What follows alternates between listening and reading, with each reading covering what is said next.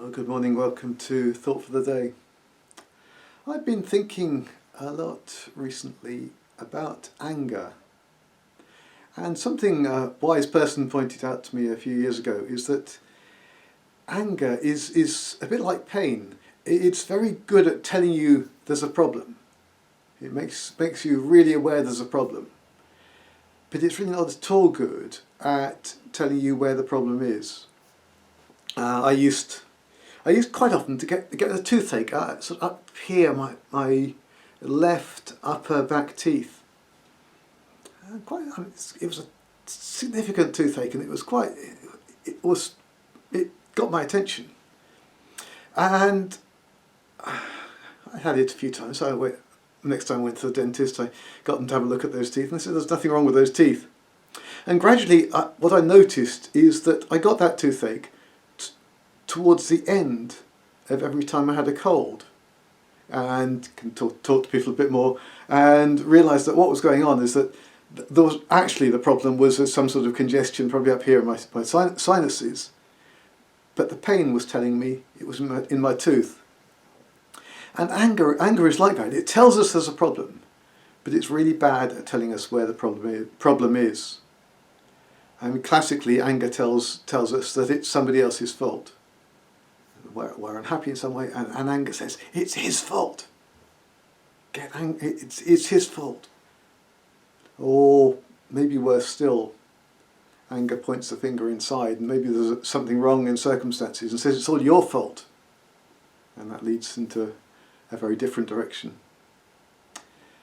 And so if anger's not very good at telling us where the problem is, what do we do with it?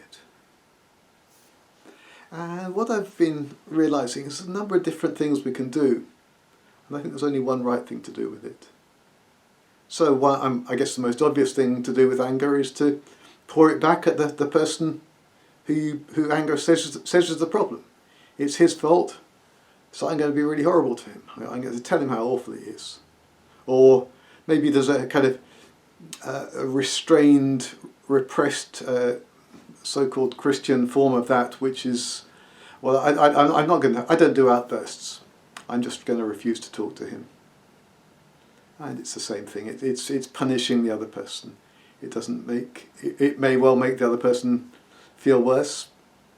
The not talking may actually have more impact than the outburst. But it won't make you feel any better, not for long. In the short term, you may get a high, yeah, I've let it all out. But then the kind of guilt about the outburst, the real source of anger is still there, isn't it? So that's one thing we can do with it. Next thing we can do is to tell it to somebody else, gossip, or maybe again the kind of pseudo-Christian version of that. I won't say anything personally. I'll just say somebody says this or somebody's done this. But actually, in some ways, that's more dangerous, because then that anger could then spread into all sorts of other places, not just the person you're angry with, but the person you're telling may well then have suspicions about others, and it spreads the whole thing out. Maybe a slightly better route is to share it with someone who really cares about you. And it is good to be listened to. We've talked lots on Thought for the Day about listening and how important it is to listen. But actually, no one else can sort out your anger if they point out to you that it maybe isn't the person you're blaming, that maybe it might have something to do with you. The danger is that anger will then say, oh, in that case you're the problem, and you'll pour out your anger at the person you love and possibly harm a relationship that really matters to you. If it's that anger that's directed inside and they say, oh, it's not all your fault, maybe sometimes they can lift you out of that. But again, sometimes the outburst will be back at them. Yes it is, it is my fault. And you put up the barriers and again the relationship is weakened. So it's maybe a useful step, but it's not the answer. I think the only answer, and it's the only answer, the only thing we can really do with anger. Well, I guess there is another harmful thing we can do, which is to repress it, to turn it inside. That anger against somebody else then gets turned into anger against ourselves, and that can lead us to spiral down into depression. I think much depression is really repressed anger that we've turned inwards.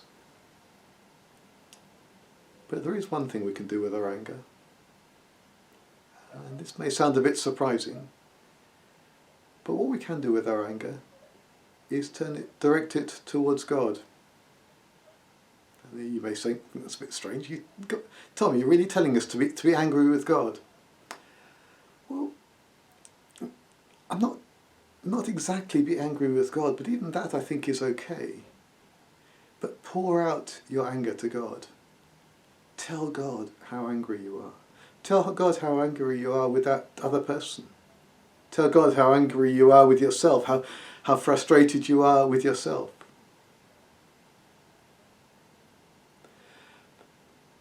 Because God isn't going to have his own self-esteem crushed by what you say to him. He's not going to feel threatened by it. He'll continue to look at you with those loving eyes that look back at you. And if I pour my anger out to God, he says to me, Tom, yeah, I know you feel like that. I understand. And I love you. By his Spirit, he may then start to point out things in me that are the cause of the anger. And because I know who he is, when he points out faults in me, I don't react angrily and blame him, because he does it in a way that is gentle, and a way that is perceptive and right, and really knows me. And those loving eyes continue to look on and say, you don't need to be angry like that anymore, do you? And as we see his face, as we hear those words of love. Words of love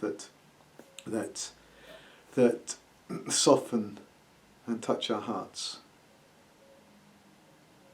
Words of love that reveal that actually the real cause of the anger, which is that we've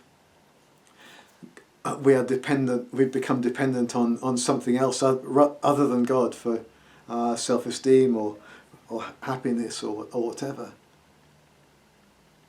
That's the real source of anger, and that thing has been threatened by someone else or by something that's happened. That's what causes us to be angry. And as God continues to speak those loving words back to us, look at us, remind us that he loves us. Those other things that we were clinging on to, those things that were threatened, that provoked the anger in the first place, go back into their rightful places, and we delight once again in him. So if you encounter anger today in someone else or in yourself, pour it out to God. God bless.